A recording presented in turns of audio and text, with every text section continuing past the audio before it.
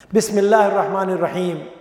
امام بخاری، امام مسلم رحمہ اللہ تعالی اس حدیث کو نقل کرتے ہیں، اور حضرت ابو سعید خدری رضی اللہ تعالیٰ عنہ وہ اس حدیث کو روایت کرتے ہیں کہ ایک رات حضرت اسید بن حضیر اپنے کھیت میں رات کو قرآن کریم کی تلاوت کر رہے تھے۔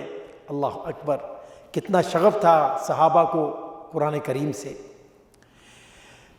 تلاوت کر رہے تھے اپنے کھیتوں میں کہ اتنے میں دوران تلاوت ان کا جو گھوڑا تھا وہ بدکنے لگا۔ وہ تلاوت کرنے سے رک گئے، چنانچہ گھوڑا بدکنا بند ہو گیا۔ پھر انہوں نے دوبارہ پڑھنا شروع کیا تو گھوڑا پھر بدکنے لگا، وہ پھر رک گئے تو گھوڑا بھی رک گیا۔ تیسری بار انہوں نے پھر قرآن کریم کی تلاوت شروع کی تو گھوڑا پھر بدکا۔ فرماتے ہیں مجھے ڈر پیدا ہوا یہ گھوڑا کہیں میرے بیٹے یحییٰ کو رون نہ ڈالے، جو پاس ہی قریب ہی گھوڑے کے قریب ہی لیٹا ہوا تھا۔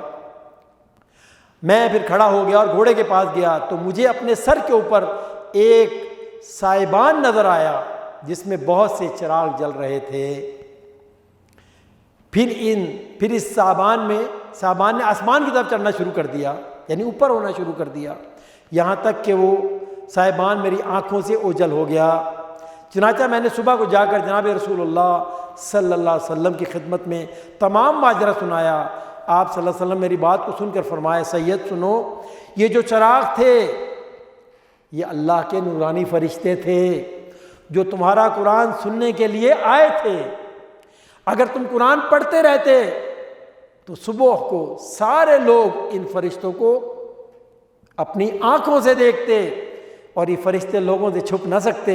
اللہ اکبر، سبحان اللہ، کیا شان اور کیا عظمت ہے تلاوت قرآن کی، جسے سننے کے لیے اللہ کے نورانی فرشتے جمع ہو جاتے ہیں۔ اللہ سے دعا ہے کہ ہمیں بھی خشوع و خضوع سے اور محبت کے ساتھ قرآن کریم کی تلاوت کرنے کی توفیق عطا فرمائے، آمین یا رب العالمین۔ صلو علی